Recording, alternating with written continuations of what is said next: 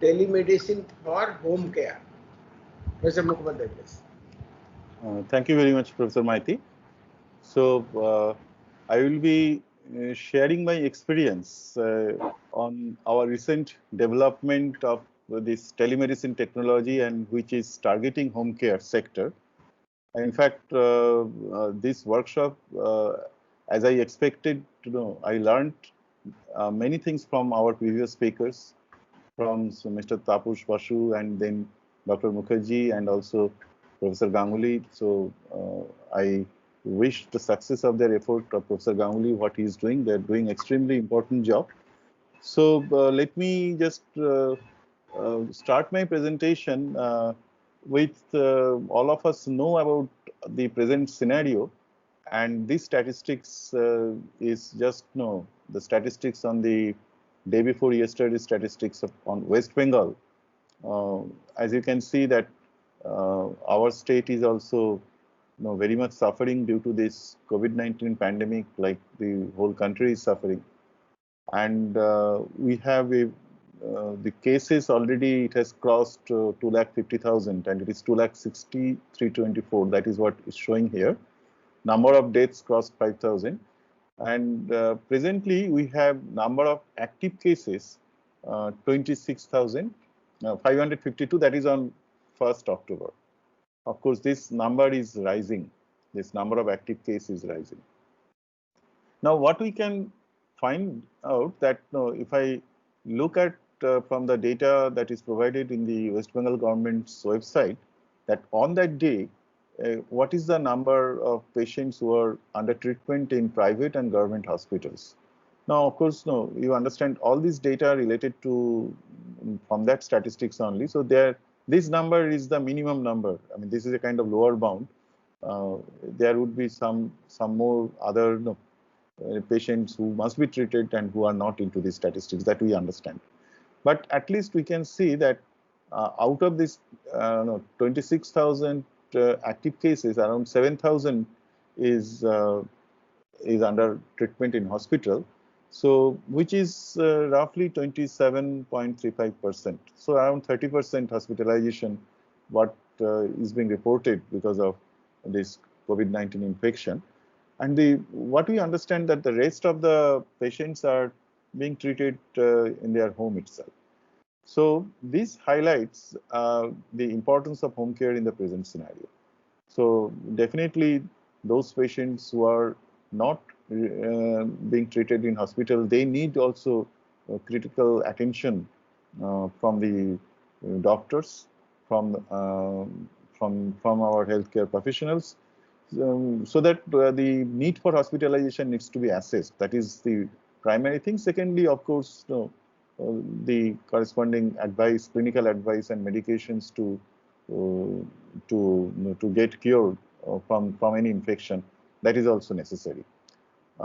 So that is why this home care thing is coming in a great way to this picture. Particularly, COVID-19 is such an infectious disease, and our doctors are so precious that we don't want that our patients, all the patients should go to the doctor and make them vulnerable also to this disease. And we have lost so many doctors in this pandemic. That is a very sad scenario. But still, that's why there should be sufficient importance also to the patient management in home. Definitely, there are certain. It's a question of decision, and always there will be ifs and buts. But there is no other alternatives in the present scenario, because our health infrastructure is also is not sufficient to gear up to take care of all the patients in a hospital setup. And also, as I mentioned, that because of this pandemic, the doctors are also very much vulnerable if the patients come in their vicinity. So we would like to minimize that risk as much as possible. If I consider also the other statistics, like how many are there in home quarantines officially, so we could see actually also it is rising. Still, we have already crossed 6 months, and there are always there was some kind of optimism that somehow the disease would die away. You can remember, if you just think about the days in February when we have all the news from China, Italy, and all other countries, and we Indian were just sitting idle. I mean, I am very sorry to say, we are sitting idle. We are just hoping that maybe the summer will drive this disease away. Now, that's the kind of, I should say, unpreparedness we have. And we have to face that sequence. Suddenly, there is a lockdown. There is a great economic difficulties, and that is still continuing. And still, no, always in between, we always thought, no, maybe this disease will die out. So we are always setting some deadline, maybe August, then September, October, maybe November, but we do not know now. But there is no need to be pessimistic. I mean, it is good that we should have optimism, but still, no, we should be also pragmatic and rational. And that's why it is very important to take care of all kind of situations, all kind of planning in considerations. Healthcare definitely is the prime concern in the present day, but gearing up all the economic sectors and making a holistic plan is also important. So the home quarantines, as you can see, it is also increasing. And if I ask you that, no, what could be the figure in 1st November? Now, we are all speculating. And as you know, that even this steady state, what we have reached for last 10 days or 12 days, it is a bit surprising to me as a scientist that why such a steady state that we are always between 3,000 and 3,200, though now it is increasing.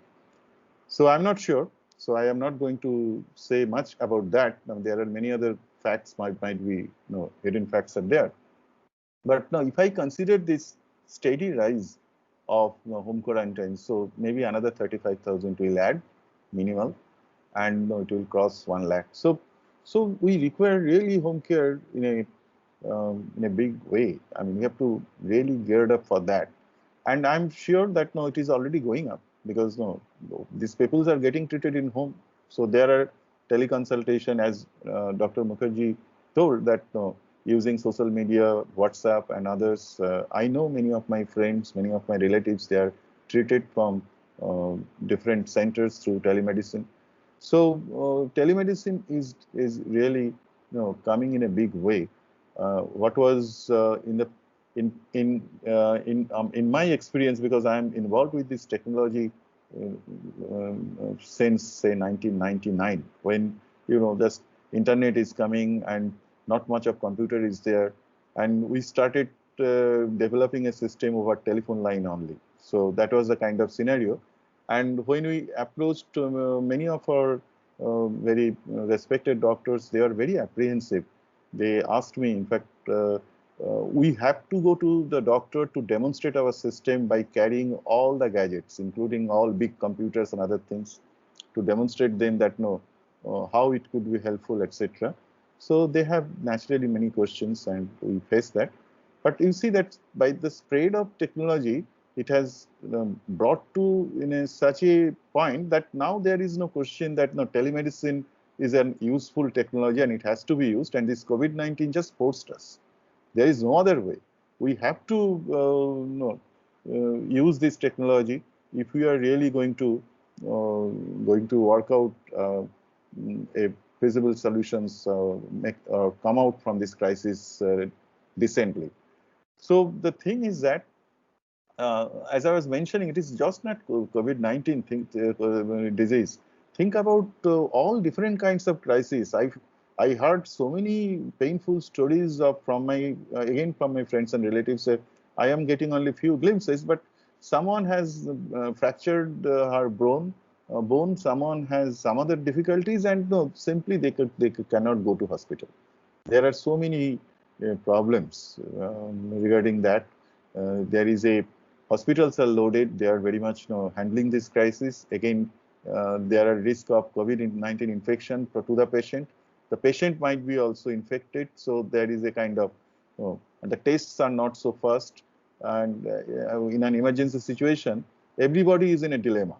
And we heard from the newspaper also, we read from the newspaper, because of this also many a precious life, no, we lost many a precious life. So we need to think about the situation that for other diseases also, there should be some, no, some kind of care at home. Now it has come to that kind of thing. That's why I asked that question. I understand there will be great limitations, many cases, but no, we have to gear up to our resources, facilities to that extent as much as possible. The healthcare should be provided at their home. So let me just highlight that why do you need this kind of home care? So one thing is that it is just not to handle epidemic. The epidemic just forced us to think about it more seriously. But there are, if you consider our scenario in our society, that we have a great number of aging population, and it is extremely difficult to bring them to the hospitals and for regular checkups, for follow-ups, for anything. I know I was taking my father a few years ago to a clinic for some regular checkup. He was feeling dizziness, and as you understand that doctors, they all visit their patients in clinics, so I have to take him there. And he fell ill there. He fell ill there itself by waiting for about 1.5 hours in that clinic itself. So then we have to carry him to the nursing home. So he stayed one night in nursing home, and the next night he came home. So the question is that uh, these are different scenarios, which were there already existing in our societies, and now particularly these pandemics have opened up our eyes to a great extent. So even the aging population we need, and in our if you can remember, those who are at my ages and maybe a little younger also, that in our younger days there are doctors, our family doctors, who are available. I mean, I could distinctly remember when I was sick, the doctor used to visit me at some time, maybe even in the dead at night also sometimes, because they're so busy. But they used to come, they used to have a cup of tea, and they used to just talk to me. And we are all looking after the person. I mean, he's just a family friend, of course, in that way. But of course, no, it's a professional relationship. It's just not friendly relationship. So that was kind of days we have seen, and it was a kind of home care we have received.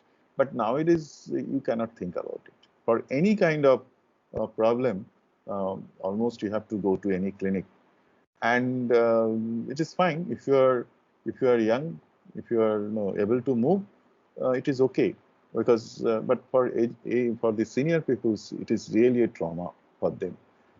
And the other thing is that increasing cost of hospitalization. So in many a case, many a time, so some of the cases, if we can handle in home, and which might require a little more infrastructure. I'm not sure. That's what I was I was curious to know that whether that is possible. We can build up some ecosystem to think about that, instead of treating patient, to what extent we can do that, that hospitalization is avoided, and which should avoid the risk of hospital induced infection. uh, as we can see that treating at home is always a preferred mode if it is manageable. If it is a must, it has to be hospitalized, of course. So now, again, the question of telemedicine, as I was telling you, if I ask these questions about 20 years back, no, there was a lot of misconceptions about telemedicine. In fact, today itself, I heard that something like, no, telemedicine is a new branch of medicine. Actually, it is not. Telemedicine is just a tool. It's a platform. So telemedicine system is a platform, and it is the primary purpose is to deliver healthcare services from the remote end. So that is the purpose, and the technology is geared up for that. So the prime focus of telemedicine is healthcare services. Naturally, the doctors are the major no, user of this system, and they are the major focal point for designing such a system. Their demand, their needs, that has to be first met when we design such a system. So naturally, now home care is not telemedicine, as we discussed also. I mean, in all our previous previous talks, it is not home care, of course. It is basically the telemedicine from the regular healthcare services from the hospitals. Like it has to be remote consultation. That is the essence of telemedicine, using this information and communication technology. And there could be various modes of telemedicine. It could be doctor to doctor consultation, which could be in presence or without presence of a patient. It could be a doctor to patient direct consultation, and it could be simple exchange of information also, as it was saying, that store and forward technology, and using that you can get patient's data, and you can also provide medical advice to the patient sent. So sometimes this online communication may not be required. So everything is under the gambit of telemedicine technology. So if I just consider as from the common uses point of view of a telemedicine, so just give me a quick outline that how we conceive as telemedicine in an outpatient door, because that is the model on which we are working. Now, this model is not very successful in that sense, that it is not really, mostly it has not been in a practice in our hospitals. But this is the model on which we have designed our system, and this system worked in the state of in several hospitals of government of West Bengal in starting from 2000 to around 2012-14, and then in the state of Tripura from 2005 to 2014-15. So with this kind of premises, so during project work, during our supervised management, it worked fine. But finally, we found that as soon as the project period is over and our consultation is not really then taken. I mean, I should say that the system has been transferred. It is not really accepted. So that was the scenario. So, but this was our model. Like, we perform registration, and during registration we can assign doctor. So it is basically outpatient door model, where telemedicine, outpatient door patient management, and there the tele-referral is a component. So we are trying to model everything. So our system has a good bit of patient management system, and in fact it was also integrated with PACS. It is also integrated with PACS, and then in between, so doctors can using this system, doctors can manage their patients locally, where telemedicine may not be required, but all the information will be stored in an organized fashion in the databases, and every patient's visit will be recorded, and you can provide even the PACS referral, etc. PACS advice can be also brought from the remote end. That is also possible.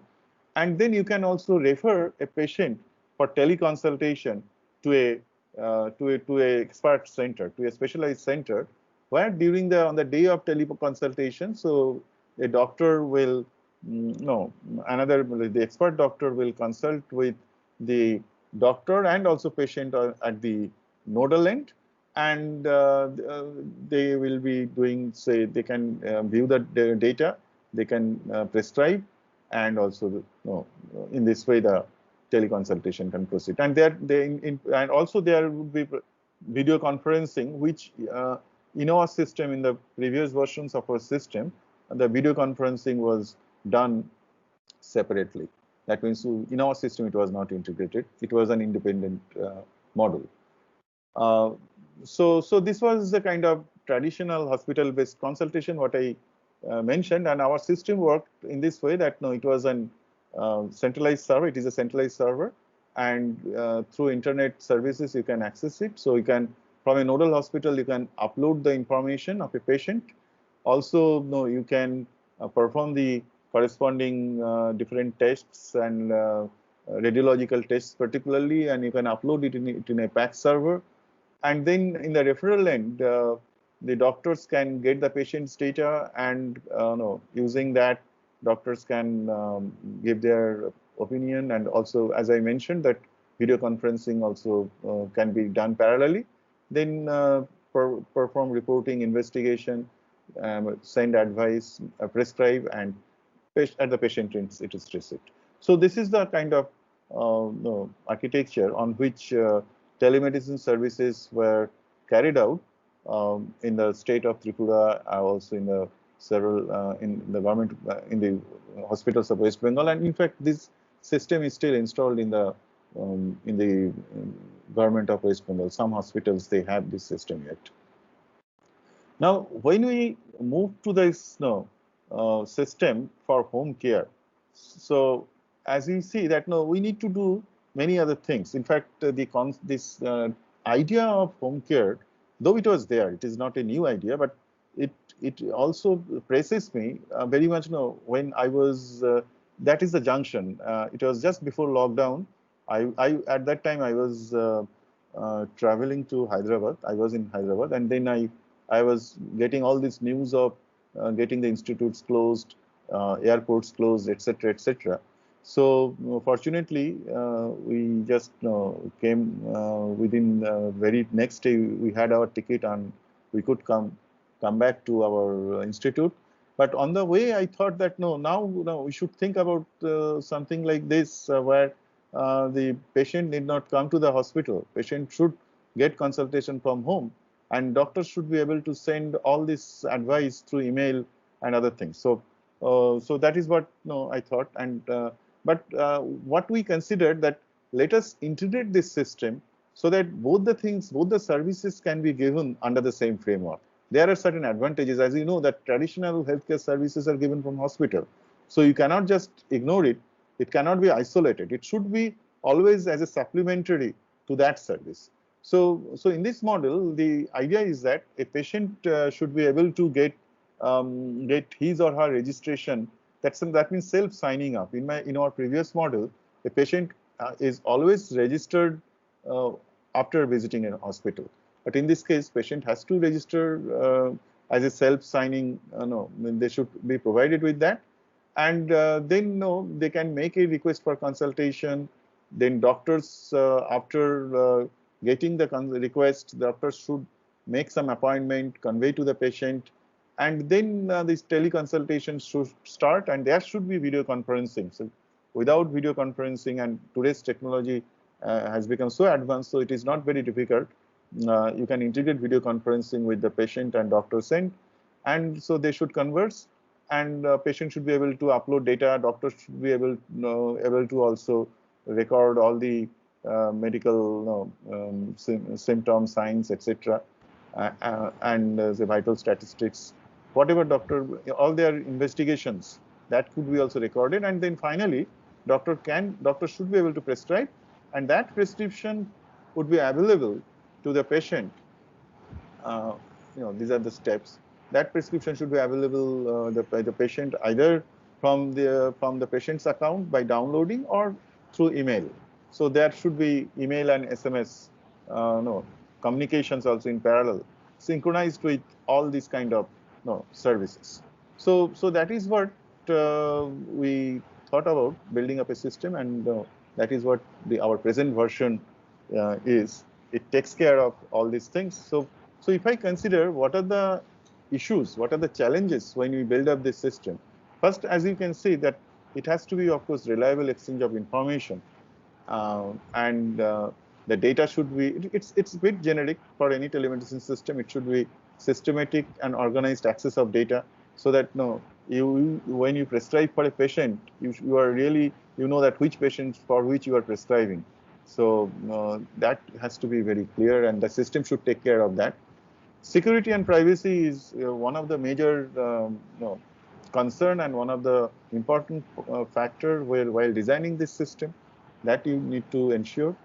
And of course, the patient's consent should be there for telemedicine services. So there has to be informed consent. There are implied consent, as I think Dr. Mukherjee told. Then there has to be also informed consent. So there should be some mechanism, because it's a self-signing up system in home care. So there should be some mechanism where patient during sign up should go through the corresponding document, and then agree to that terms and conditions of telemedicine, should know the limitations, should know all these things about security and privacy of data. All those things should be there in that consent form, as an information should be provided, and patient should agree. Not only that, no, in our system, what we consider that every teleconsultation, every request the patient makes, it should be associated with such a consent from the patient. User friendliness is also, you have to look, you have to check, you have to take feedback, you have to test the system with getting feedback from doctors. And our system, though we started our development, as I said, March end, but fortunately, the situation has forced many concerned party to test our system. Now, we could demonstrate to many hospitals, to many doctors, to health departments, and we got very valuable feedback from them. And that enriched us, and that enriched this system. So that makes this system, and it is still improving. Still, we are developing it. But no, it has helped us. We have learned a lot due to this pressure of pandemic. That is one positive side of pandemic. Of course, no, pandemic is just making our life miserable. But one positive side is that we are learning a lot, and that we are trying to apply just to take this challenge itself. That is the positive aspect. We need to take this challenge, and we need to come out of this crisis. Law and ethics, as Dr. Mukherjee has very nicely summarized, and about that document, what he mentioned, exactly, it's a very good summarization of that document. And the government of India has recognized telemedicine as a legal practice, which was not there earlier, which was fuzzy. Which was not there does not mean no, you are prohibited, but it was not clearly mentioned, and there could have been many interpretations, because basically conventional interpretations would have been extended there. So patient to doctor relationships. But now, because it's a law, now doctors can practice it with more confidence. And that's how no, it has also given an impetus for its uses. So legality of medical advice and remote consultation, informed consent from patient is another aspect, as I mentioned. The other issues, which is also we should consider while designing the system, the scalability. So you see that all these IT services, you consider Google, Microsoft, all big names. So they are running data centers. They are big names. They are so much of investment, so much of technological investment is there, and also the reliabilities and other things are there. So that is a big issue, big challenge for us to match with that kind of performance. You are going to handle billions of patients' data in our country. You are going to handle that, at least 1 billion country. So maybe millions of patients' data, if not billions. So how are you going to handle? What kind of system you should design for that? So scalability is a big issue. In the beginning, scalability is not a concern, but soon it will hurt because data grows exponentially in this system. So with this, let me give you some snapshot. I'm sorry that I could not prepare any video of our system's operation, but with this a bit snapshot of some interfaces, I will be going through what are the features are there. As I was mentioning that our system, one of the motto is that we would like to see that healthcare services are provided also as a home care, and wherever it is possible, of course. So, so it is an integration. So as I mentioned, that it doesn't mean that this system is just meant for home care.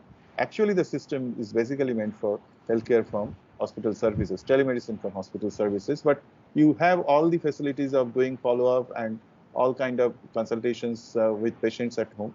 All those things are integrated in this system.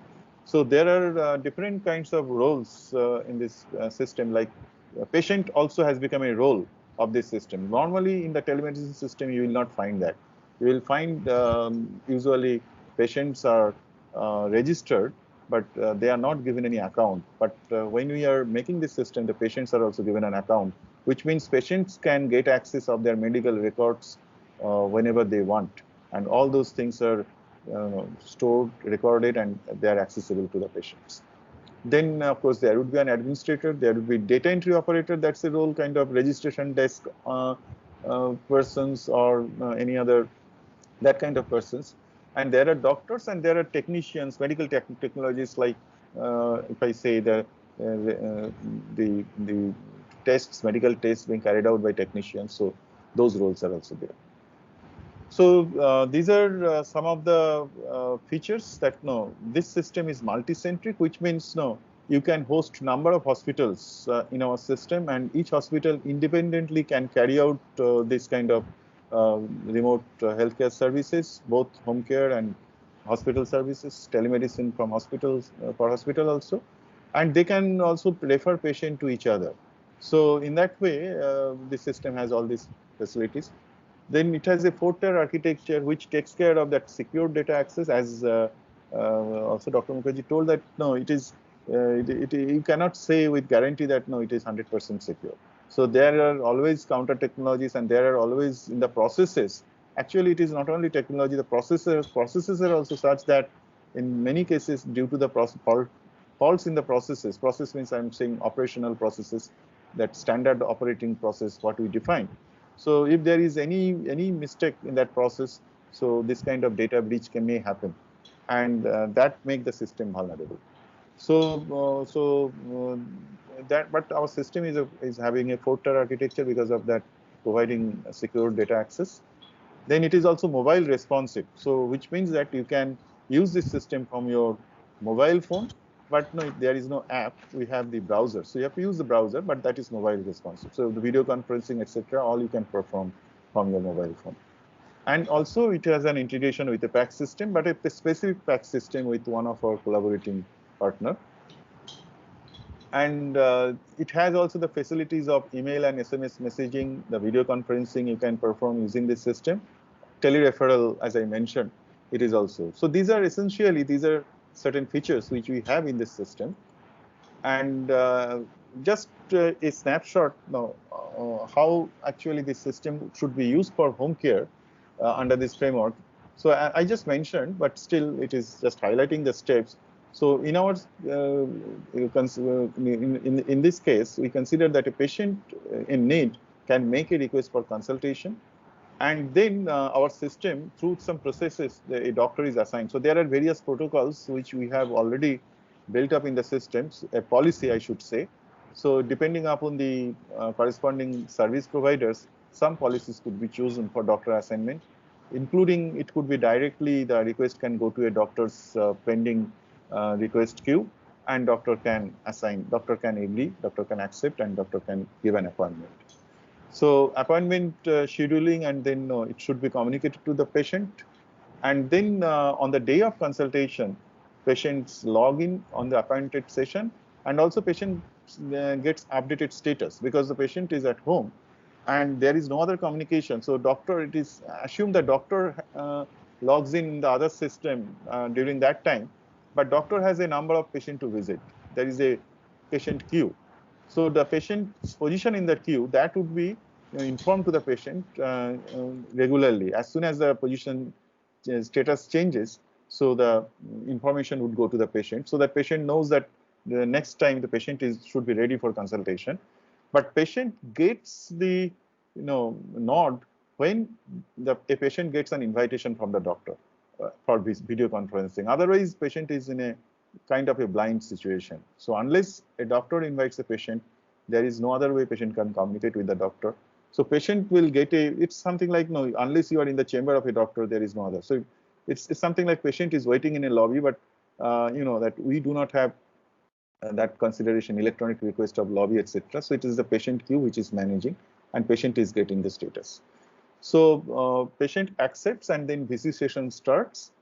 And also by consultation with the patient, by looking at his or her records and then recording various investigation, etc. Then doctor can prescribe and advise, and this is what, and then this prescription is sent by email, and it is also available in the account.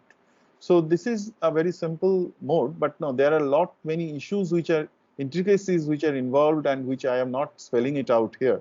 When we designed this system to make it reliable, robust, and fault-free, I should say in that way. So there are many other issues, many other challenges, which I am not mentioning here.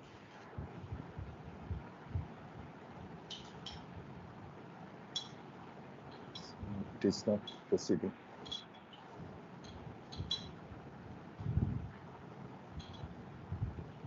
Okay. So some of the typical interfaces I will quickly go through. I'm almost finished under my time. So new patient registration, it will generate a registration slip. Then in the patient account, no, this is the interface, so let us not. Even we can add family members. So this is one of the things we faced. So just it is not sufficient to have a account for a single person. The whole family is involved, but they have to be operated from the same account. That is a constraint because no, you act as a unit, so that unit has to be identified. So we have modeled that. We can make request of consultation. This is the interface for appointment setting. Kind of interface for for the doctors to have a queue, and doctors can visit a patient, can perform consultation, a snapshot where video conferencing is being carried out. Then you can prescribe a patient with an interface. There is a drug database which assists a doctor to give the drug. Similarly, there is a list of tests, etc., which they can advise, and it generates a slip so that this slip will be, one can use this slip for making a process by which tests can be carried out and can be recorded in a systematic way in our system. Then you can perform telereferral. And then, of course, in a telereferral also, there are acceptance, all these things are there. You can set up follow-up date. You have also statistics over the uses of the system, patient data, etc. So with this, let me conclude and take me some questions if you have. Like what we see that, as I see that home care is very much needed in the present scenario. And presently in our system, we are going through several testing and field trial. And if you have any queries, I can clarify later on. And as Professor Maiti has already mentioned that yesterday this system was inaugurated in our hospital, and we hope we will be having smooth integrations with the hospital service. That is a kind of challenge and challenge we have taken. That is a kind of, I should say, pledge we have taken for its smooth integration on the occasion of Gandhi Jayanti. As you know, that yesterday was Mahatma Gandhi's birth date, 150th birth anniversary, and it was really a fitting occasion to take this challenge. Thank you very much. Thank you for your patience here.